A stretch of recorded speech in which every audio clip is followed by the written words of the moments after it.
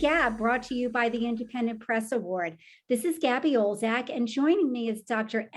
Maria Mihalcea, author of Light Medicine, winner of the 2022 Independent Press Award and the 2021 New York City Big Book Award for Alternative Medicine. So congratulations, Anna, and welcome to the GAB. Thank you so much. So I have to say, Light Medicine was really an inspiring read. And especially during this crazy time of COVID, I think that we've all become really acutely aware of the importance of mental and physical health.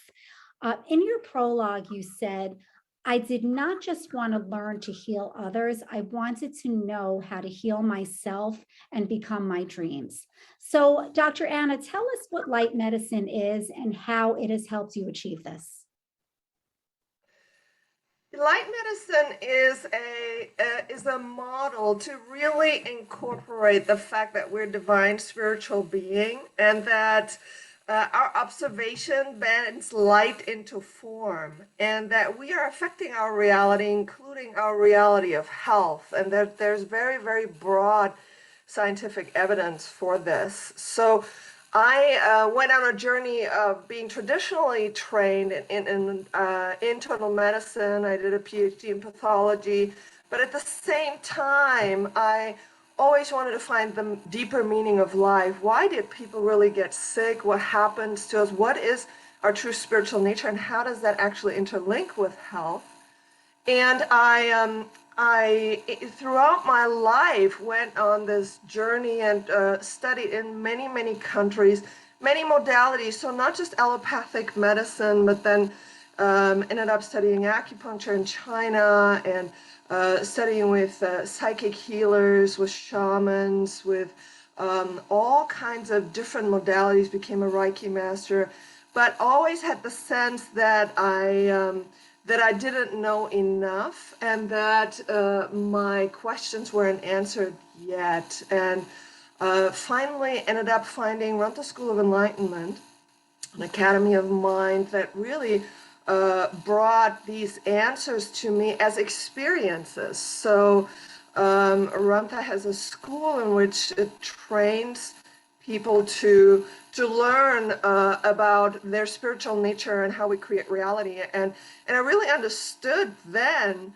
that how this works, how is it correlated with, for example, quantum physics, how does my emotion affect physical health. And I ended up healing myself from some devastating illnesses, and learning much about the modality of what light medicine is. So in one teaching of Ramtha, he discussed that basically all things have a light body, and because it's from light that they descend into mass, and that we human beings are a conglomerate of a neighborhood of diversified light whose harmony is you. When I heard that, I was so enchanted to understand what that means, and the idea of how could I look at medicine from a different perspective that would allow me to address all of this, the mental, the spiritual, the subatomic structure. How do I increase life force in the body? Because that is the light of the body. And what that actually entails, Jenny, was just a shift in how to look at, for example, molecules and looking at what do we ingest, how do we interact with our environment, and what molecules can be used to enhance the light or the electricity in the body. So this is sort of a very broad overview, but the idea is that how does a spiritual being interact with the physical body and with our environment creating reality? How can we revamp this model of health? Because one of the things that I've certainly learned throughout this COVID crisis is that the medical system is inept to answer many questions, that there's too much corruption, too much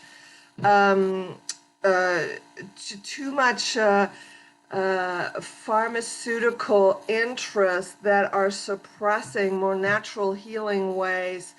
And I just needed to find answers here, and I was able to describe this in this book. So that's a broad overview. Yes, that is. And you know, you brought up so many things that I want to discuss and ask you about. First of all, um, your personal journey, physically, mentally, and spiritually, was really incredible to read about. You describe in your book your journey as a physician to study and introduce a new paradigm of medicine, which you obviously just touched on with us.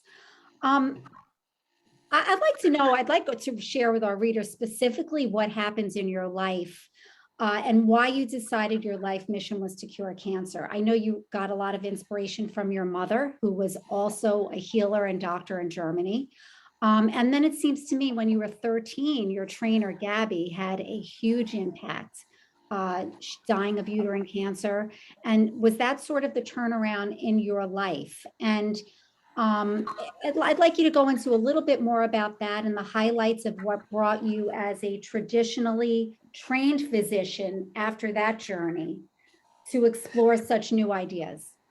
Yes, so when during that time at age 13, you know, I was so infatuated with this lady, and she inspired me so much. And then to hear that that she was having this devastating disease at a very young age, uterine cancer, and that she passed away. And I truly suffered from that loss, and I didn't want to let her go. So I would actually go to that graveside and talk to her for years. And I would promise her that I would find a solution to this issue. And then, you know, later in my teenage years, I started working in my mom's office, and then she sent me to people that we were familiar with, that were close to us, who were also dying of cancer. I would take care of them, you know, at a young age, and this really made me very determined. So I went to medical school at 19, and I just blazed through the curriculum. I wanted to get a PhD in pathology. I wanted to cure cancer. And but then you know, regular medicine just wasn't enough, and so I went to psychic school and then studied with traditional shamans, and was able by meeting one of the Mexican curandero healers, who just kind of picked me out of an audience and said that I was going to be really good at this, and told me to put my hand under the bottom of a man who had a skin cancer on his face, and just to focus on the energy and do nothing else. And so I was just, you know, yes, ma'am, I'm going to do that. And all of a sudden, there's this phenomenal energy, just pure electricity running through me. And I'm not exactly sure what happened in that moment, or whether or not I had passed out or not, but the tumor fell off his face, and the area was healed, and there was a piece of tissue laying on the floor. So there was some extraordinary experiences that I then had. I met Filipino psychic surgeons who just open up the body, you know, with a prayer. And so I saw what was available, you know, in a completely other realm, a spiritual realm,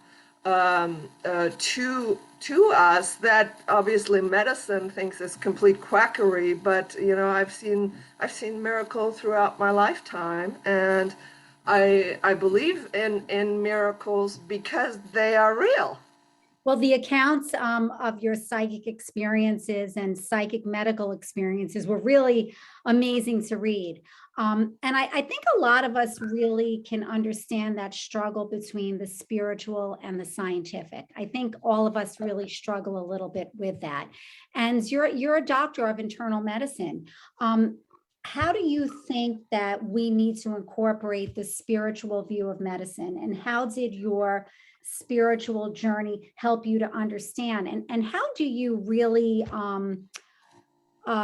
satisfy the scientist in you with the spiritual side of you? So that's a lot of questions. So It let is me. a lot of questions, but So, all very so related. during my residency program, I was taking care of a young woman who was also dying of cancer, and I literally I fell in love with her. I just thought she was this total angel, and she ended up passing away. And I was at home in my bed, and she appeared at 3 in the morning at the end of my bed, and I just saw her. She smiled at me, and then I looked on the at my clock, and it was 3 in the morning. And so I went at 6 a.m. to round in the hospital, and went straight to the nurse, and I said, where is Amy? And she said, she passed away at 3 a.m. And this was the first time that it dawned on me. I was like, oh my God, you know. First of all, we don't die. She clearly came after her passing to let me know that she was okay, and so after that, I had more and more experiences talking to people about their out of body experience or near death experience when they had flatlined, and they all described how they had left the body, and they were just kind of observing the scene.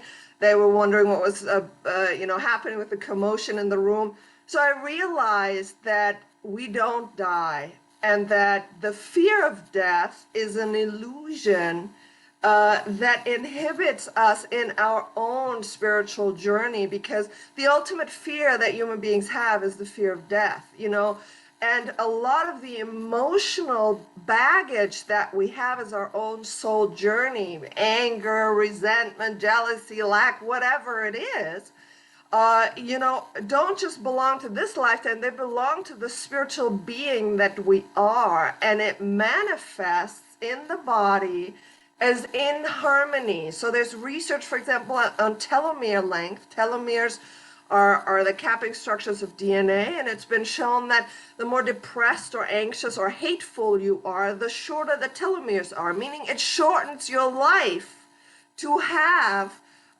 these negative emotions. By the same token, if we change to a loving, harmonious state, the telomere length in our lifespan lengthens, and we actually biophysically in our light field create harmony. And it turns out that all of our molecular structures, the stuff we're made of, is communicating with each other through biophotonic light. And so the really understanding that the science that mainstream academia is ignoring, which is biophysics, for example, is and quantum physics incorporated into biology and medicine, is it has enough room to incorporate the spiritual. For example, the 2021 Nobel Prize nominee for medicine and physiology was the late Dr. Peter Gurayev, who developed the linguistics genomes model, who showed that our DNA responds. It has a language that is according to our words, we're imprinting and affecting our own DNA. And that light and sound are also can be used to electromagnetically store the information of our entire being as a hologram. So that is spiritual knowledge. What that means is our light being, or the divine aspect of us, is interacting with our own DNA and is manifesting that. So you can have, and I explain that in my book, certain ailments that are related to emotions. So, for example, I was describing that I had a lot of fear in my life, and I had lifelong asthma. I couldn't breathe. And when I conquered that fear, which was the fear of death in a near-death experience, the asthma went away. It never came back. And so the manifestation of of the emotional trauma in the cellular structure, we can release that and rejuvenate the body. So this is a very important aspect, in medicine. When I have people come to me and they have heart issues, high blood pressure, etc. There are now there's technology that can show us directly by measuring electricity in the autonomic nervous system, how stress is literally affecting your heart rhythm and rate and other abnormalities in your internal organ. And the first thing I do is, instead of grabbing the blood pressure pills, I give them stuff to calm them down and help resolve their stressful issue, and I invite them to change their outlook. And then, yes, absolutely, we're medically addressing whatever needs to be addressed in natural ways, or if we have to use, pharmaceutical medication, we will. But it is amazing to see how that interaction takes place. And then the other thing that is also very important is the nutritional aspect of all things. I look at the body in terms of healing it. I work on anti-aging, age reversal, from the perspective of one cell. The cell is like a house. If you give it all of the things that it needs to rebuild itself, all of the nutrients in the right dosages, and then you give it information through things like hormones or peptides, you can ask that cell to age reverse itself, and that's absolutely proven science. And then you create harmony in the body, which is peace, and within the person itself, you help them resolve conflicts in their life, and off they go on a journey of healing. So it is all intertwined. There is no separation between the spiritual, the emotional, and the physical. If we look at one science, which is quantum physics, is as soon as we observe a thought, we create matter. And that matter we are wearing as our body. Right. So, I mean, just clearly for our readers, it seems to me that if the medical community were to really embrace the principles of light medicine, then the two can definitely live harmoniously together.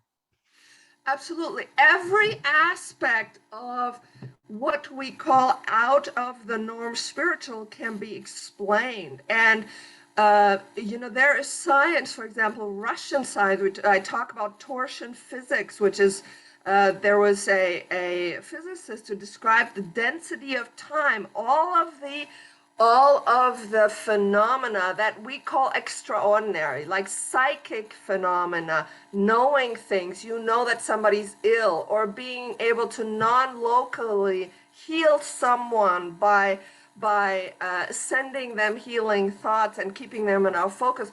All of that can be understood by a new version of physics. This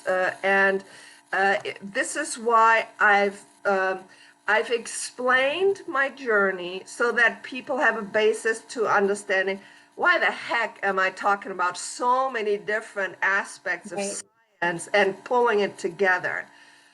But then the second part of the book is really the foundation of very methodically building new paradigms of thought of how do we reverse engineer matter, and how can we then change matter to higher vibrational stage, which means health in the body.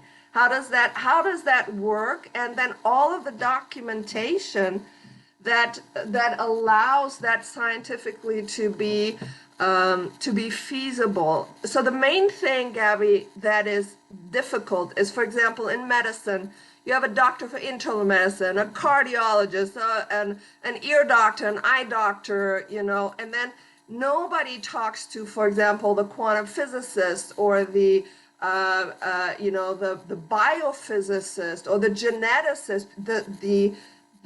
All of the areas are so specialized that there is no common ground, but we need that common ground and look outside of just the very narrow window of allopathic medicine to find solutions that have been there for a long time and have been suppressed for a long time. Clearly. And you mentioned before that you're a follower of RSE. For readers that don't know what this is, it's the Ramtha School of Enlightenment. You maintain in your book that the application of this discipline saved your life, helped cure you of cancer and many other ailments. You mentioned your asthma. And you were introduced to the Blue Room program, which now you work with in your clinic, through your clinic. Yes, in my book I discussed this. I'm a student at Ramtha School of Enlightenment, and I became J.Z. Knight's, the Great American Channel personal physician, and I became the overseeing physician for the Blue Room, Mercy Blue Room program. So the Blue Room is a novel technology that she invented and patented, and that is using ultraviolet blue light as well as sacred geometry and light and sound to provide an atmosphere that insulates people to detach from stress, and it creates a healing environment.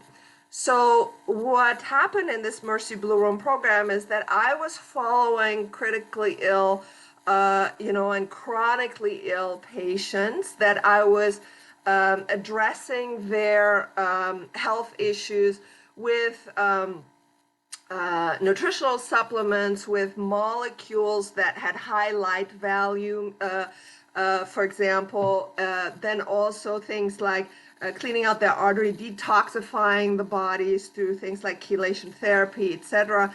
And then these people were also using the Blue Room twice a week. And what I was explaining is that in this approach that then addressed every level of the physical ailment up to the spiritual stressors that were causing this in the body, I have documented many cases of what truly are miraculous healings of people who in the allopathic system shouldn't have lived, and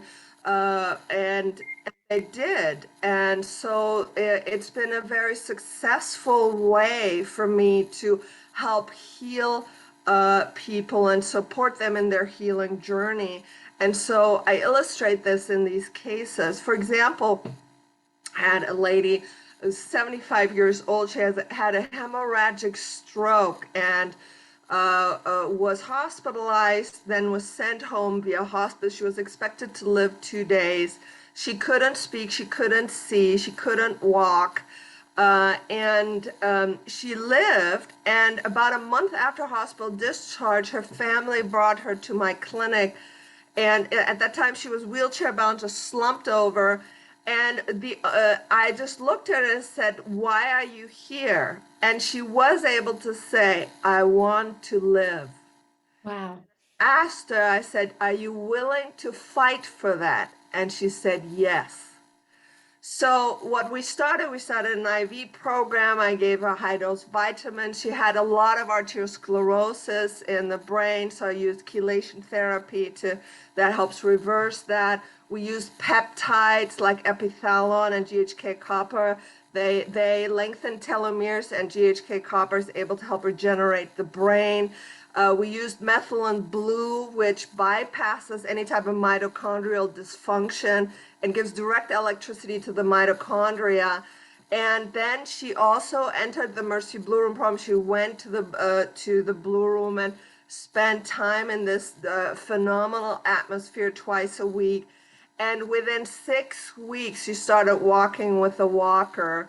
And she regained her speech, she regained her sight, and was able to communicate again with her family. She's still alive, and she's doing exceptionally well, and is leading a very interactive life. And to her, it was her will to live. That was her spiritual will that allowed, with the help of all of these modalities, to turn things around and to keep her alive. And in the Blue Room, she had a profound spiritual experiences of loving herself, her life, experiencing love for her children and communicating, being able to communicate that, and how that healed everything, and it healed her entire family. It really did. That's amazing. Because all are interconnected. So I describe many of these cases where people literally came back from cardiac arrest, from all kinds of things, back to functional life by taking just a different view of medicine. I'm using the same stuff that regular doctors are using, Absolutely. for example, in naturopathic medicine, etc. But I look at it differently. Well, that was very obvious in the case studies that you shared with us, which were very interesting. And you said something that really struck a chord with me. You asked the patient that you just spoke about if she was willing to fight for it.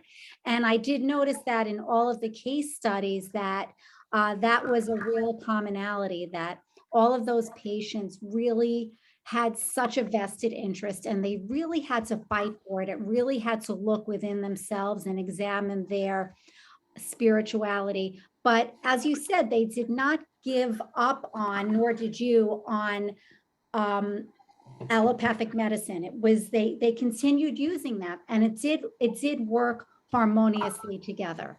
And Absolutely, yeah, the absolutely. case That's a very studies important demonstrated that. point. That's a very important point because, I am an internal medicine physician. If somebody needs heart medicine or a blood pressure pill, I'm going to give them that. Absolutely. Right. And they do go and have their regular treatment. This is just to augment and to help support until we can heal things enough that they may not need be so dependent on certain of these medications, etc. So I never advocate for people just to throw their medications out the window. It doesn't work that way. You have Right. to support the body very, very methodically and allow it to heal, and then continue on this journey, which is a very intensive journey of physician-patient relationship, to monitor that progress, to manage the medications, to wean off of certain things, address crisis situations when needed. So I think it encompasses all things. Yes, and I think that's important for the readers to recognize and understand. So, Dr. Anna, how do you hope that light medicine will impact readers' lives? What I am endeavoring to do is that I really desire that people have more of an understanding how important what we think is affecting our health, and that we cannot look at the body from a mechanical perspective. There's more and more people who are chronically ill, depend on more and more medication, and at some point we have to ask, why? Where did this come from? Why am I suffering? Because it's all pervasive, and we have to take each as an individual that journey that is unique to us. Your journey is different than anybody else's, but that there is the hope that there's, number one, support, that there is different views that look at you from a much broader perspective, and that the more you learn about who you are, emotionally, spiritually, and how your view of yourself and the world is affecting your health, you can heal yourself. There's a healer in every single one of us. And it's about the connection to our own divine spiritual being that's all powerful, that has always lived, it will survive this life, that already has the answers, and that lives outside of time. Meaning, you can contact your future, which is what I learned at Ramtha School of Enlightenment, and ask it for help.